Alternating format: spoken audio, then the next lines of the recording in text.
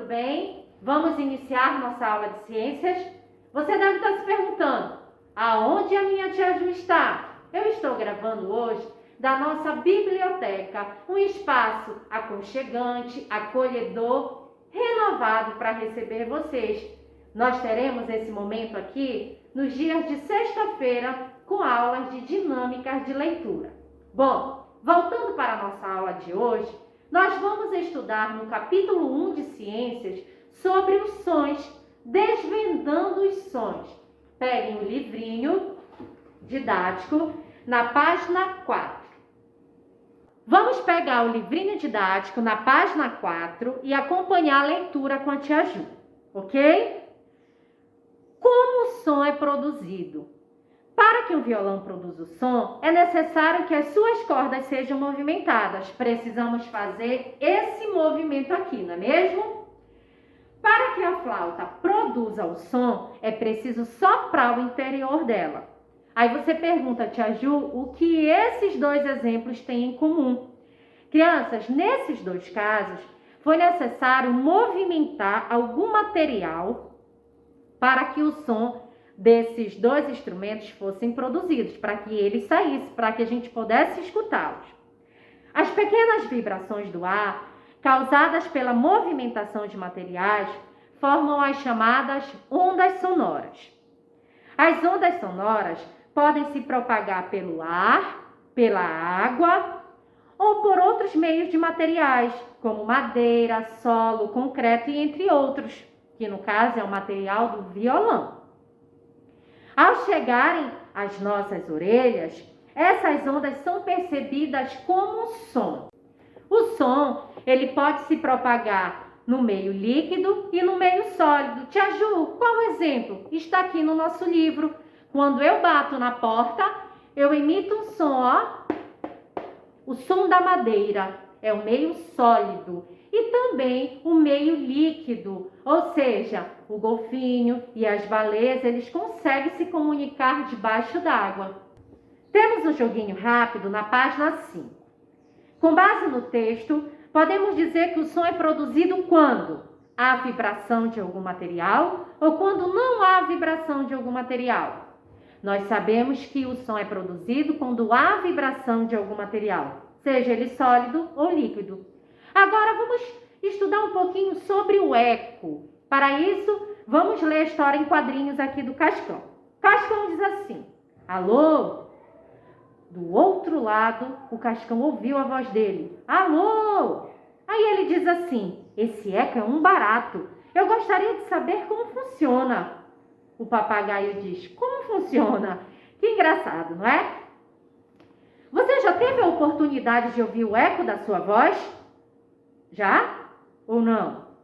Se você já ouviu, conte aos colegas como foi isso e como aconteceu. Você pode contar para alguém que está aí na sua casa ou também partilhar com a tia Ju. Quando um som pode ser ouvido novamente com clareza, logo após ser produzido, como se fosse uma repetição, acontece o eco. Isso ocorre porque as ondas sonoras podem retornar quando encontrar uma barreira em seu deslocamento. Observem essa imagem aqui, ó.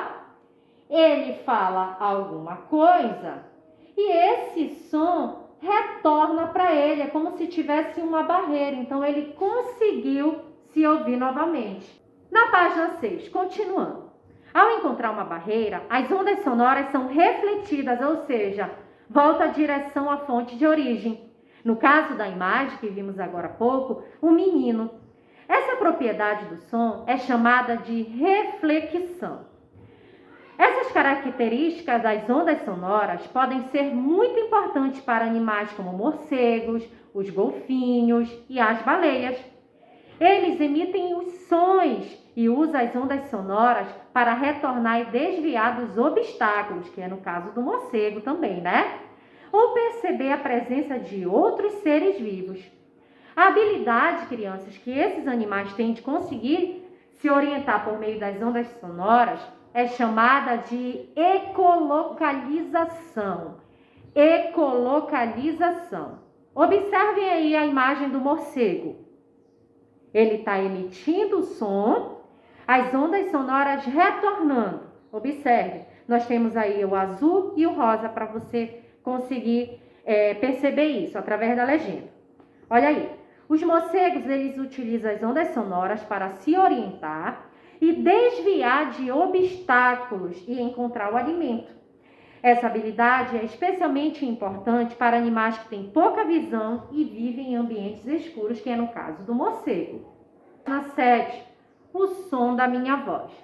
Vocês estão observando aí que a tia Ju está falando um pouquinho, um som abafado. Por quê? Porque eu estou de máscara. Assim como vocês também já devem ter percebido a própria voz de vocês. Devido à pandemia, estamos usando máscara já há um bom tempinho, não é? E aí o som sai um pouquinho abafado, mas sabemos que é necessário usar máscara. Então vamos lá. Coloque o dedo polegar e indicador ao redor da sua garganta e fale seu nome completo em voz alta. O que você vai perceber? Você vai colocar ao redor da sua garganta e vai perceber alguma coisa vai acontecer. Olha lá, na região do pescoço temos um órgão chamado laringe, tá? Esse órgão, gente, está localizado nas pregas vocais. A vibração das pregas vocais durante a passagem do ar que sai dos pulmões é o que produz o som da nossa voz. Você já reparou que podemos identificar algumas pessoas ouvindo a voz delas? Da mesma forma, podemos reconhecer quando uma música é tocada em um piano ou um violão. Sem a voz, a gente consegue identificar essa música apenas com o ritmo, não é mesmo? Essa característica do som, que nos permite identificar sua fonte de origem, é chamada de timbre. Outras características que o som apresenta são intensidade, que pode ser forte ou fraca, e altura, que pode ser grave. Quando é grave, tia Ju, dizemos que o som parece mais grosso. Ou pode ser agudo, quando o som parece mais fino. Atenção para não se confundir com essas características. Já estudaram com a tia Selma ano passado essa aula, os alunos que já estavam no segundo ano. Vamos lá, crianças, continuando. Que voz é essa? Já sabemos que cada pessoa tem uma voz única, diferenciada pelo timbre, não é mesmo? Por exemplo, a tia Ju resolveu falar lá de trás. Mesmo assim, vocês já sabiam que era eu, porque vocês já reconhecem o meu timbre de voz. Assim como vocês já reconhecem o timbre da mãe de vocês, dos pais, dos amigos. Nós conseguimos perceber mesmo de olhos fechados. Se eu já conheço aquela pessoa, eu conheço o timbre de voz dela. Bora lá. Mas, com isso, você já reparou nas diferentes vozes que a mesma pessoa é capaz de fazer? Por exemplo, eu vou ler a outra parte com uma voz diferente. Imagine, por exemplo, um adulto conversando ou brincando igual um bebezinho. Depois, imagine esse mesmo adulto conversando com o chefe. Será que a voz dele será igual nas duas situações? Olha aí, a tia Ju mudou o timbre dela, não é mesmo? Eu imitei uma voz mais grossa e uma voz mais fina. Nossa voz, crianças, elas podem dizer muito mais do que palavras. Por meio da voz, podemos expressar sentimentos e emoções. O nosso timbre, a nossa voz, ela muda quando estamos tristes, assim quando estamos alegres. Nós conseguimos perceber os sentimentos das pessoas através do tom que ela usa para falar, ok?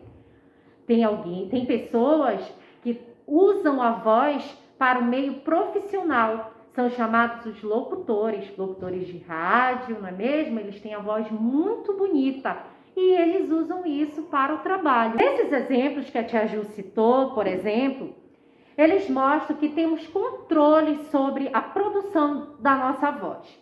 Nós podemos falar com mais força, com mais suavidade, abrindo mais a boca ou fechando mais, movimentando as línguas e os lábios de diferentes maneiras. Assim, a nossa voz se mostra diferente. Nossa voz também, ela sofre mudanças ao longo do tempo. Por exemplo, enquanto criança, enquanto bebê, você fala de um jeito. Depois você vai crescendo e a sua voz vai modificando. Quando você fica jovem, depois quando você fica adulto e depois quando você fica velhinho, não é mesmo? A nossa voz, ela modifica com o tempo. Mas é importante essas dicas para que a gente possa cuidar da nossa voz. A tia Ju dá aula, mas sempre usa a garrafinha. Eu sempre estou bebendo água, tá? E é importante você beber água também. Então, vamos ver aqui algumas dicas para cuidar da nossa voz. Beber água com frequência, principalmente em ambientes com ar-condicionado, porque a nossa garganta fica ressecada. Evitar bebidas muito quentes ou muito geladas. Evitar falar com a voz elevada ou gritar. Manter a voz sempre moderada. Tosse ou rouquidão frequente são sinais de que algo não está bem, tudo bem? Então, se você tiver rouco, muita tosse, é importante procurar um médico. De acordo com o que estudamos hoje sobre desvendar os sons, nós temos aqui uma atividade prática. Você pode realizar aí na sua casa, depois você compartilha com a tia Ju, tudo bem? Você pode escrever no seu caderno a sua experiência, o que aconteceu com a sua experiência. Quando você retornar para a escola, a tia Ju faz a correção, tá? Você vai usar esses materiais aqui, uma jarra com água, 8 copos iguais de vidro e uma colher de sopa, uma colher lá para você poder bater nos copos. Faça essa experiência e responda as questões para a tia Ju também lá embaixo, no seu caderno. Tudo bem, meus amores? Essa foi a nossa aulinha de ciências de hoje. Espero que vocês tenham compreendido. Estou morrendo de saudade de quem está em casa. Retornem logo para a escola. Assim que tudo isso passar, se Deus quiser, eu vou estar aguardando vocês. Um beijão e até a nossa aula de amanhã. Tchau!